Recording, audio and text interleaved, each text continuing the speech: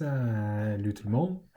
Donc, deuxième vidéo du chapitre 6 sur l'isométrie et la similitude. Cette vidéo va être sur les cas d'isométrie dans les triangles. Donc, quand on parle d'isométrie dans les triangles, ça va être deux triangles qui sont exactement pareils. Donc, même mesure de côté, même mesure d'angle. Comment on fait pour savoir si deux triangles sont isométriques? On a trois conditions minimales. CCC, CAC et ACA. La première condition minimale, c'est CCC. C'est pourquoi le CCC, c'est pour côté, côté, côté. Ce que ça veut dire? Deux triangles sont isométriques. On se rappelle isométrique, hein, ça veut dire c'est le même triangle, même chose. Donc deux triangles sont isométriques si les mesures des côtés homologues sont isométriques.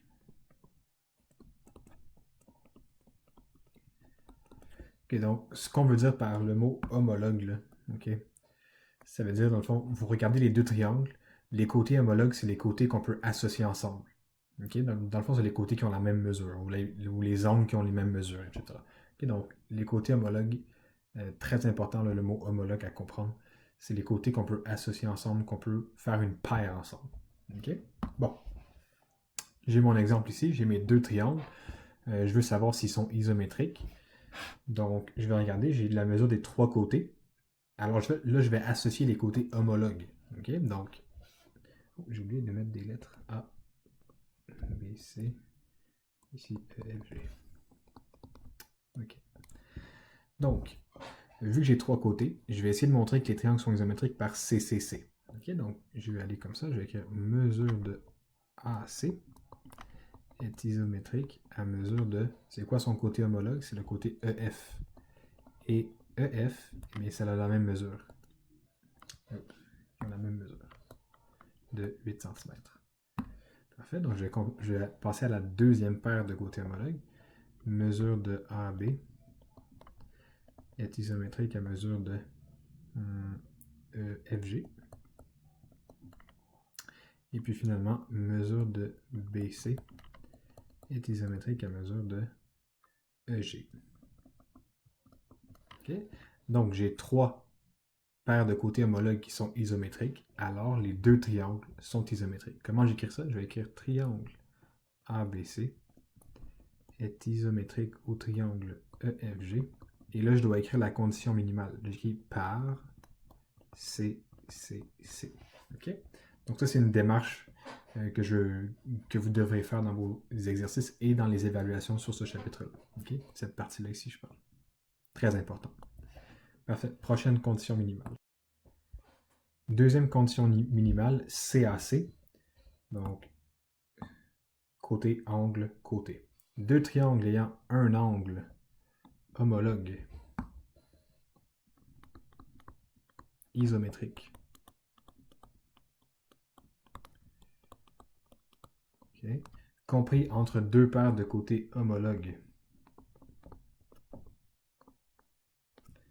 isométriques.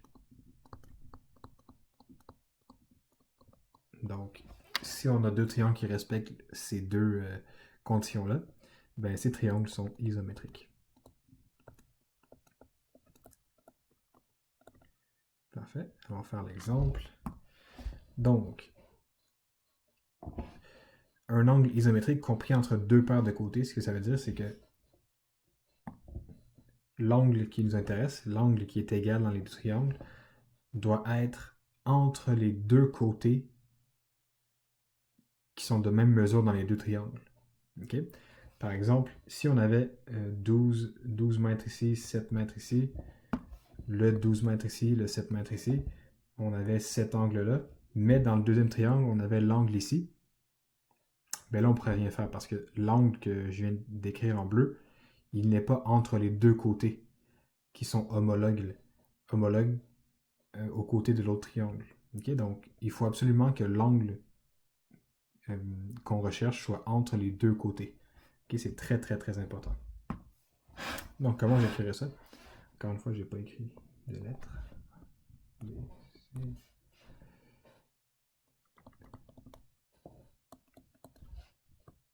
Okay. Donc, je vais montrer que les deux triangles sont isométriques. J'écrirai mesure de AB est isométrique à mesure de EF. Ça, j'écrirai mesure de l'angle B est isométrique à mesure de l'angle F.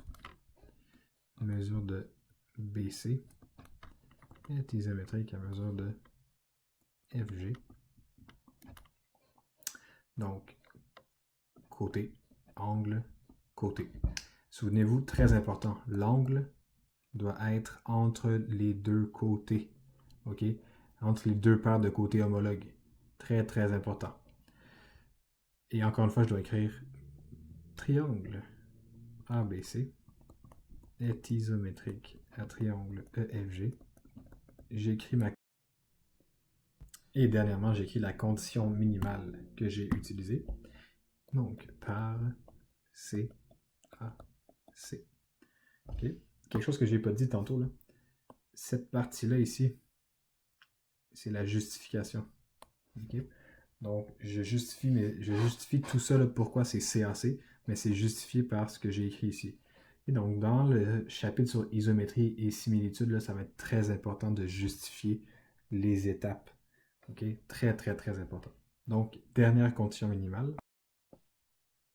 Donc, la dernière condition minimale, ACA, donc angle, côté, angle, c'est un peu l'inverse de CAC.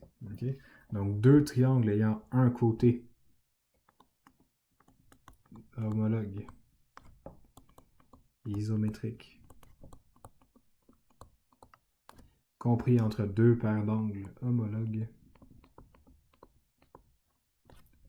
isométriques, sont isométriques. Donc, la condition minimale CAC, c'était l'angle qui devait être entre deux paires de côtés homologues isométriques. La condition ACA, c'est l'inverse, c'est le côté, il doit être entre deux paires d'angles. Okay, donc, très important. Je regarde mon petit exemple. Encore une fois, j'ai oublié de mettre les sommets.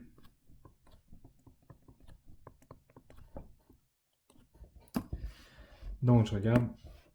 J'ai l'angle de 40 avec l'angle de 40, l'angle de 80 avec l'angle de 80, et entre mes deux paires d'angles homologues, j'ai bien un côté homologue isométrique qui mesure 50 mm dans les deux triangles.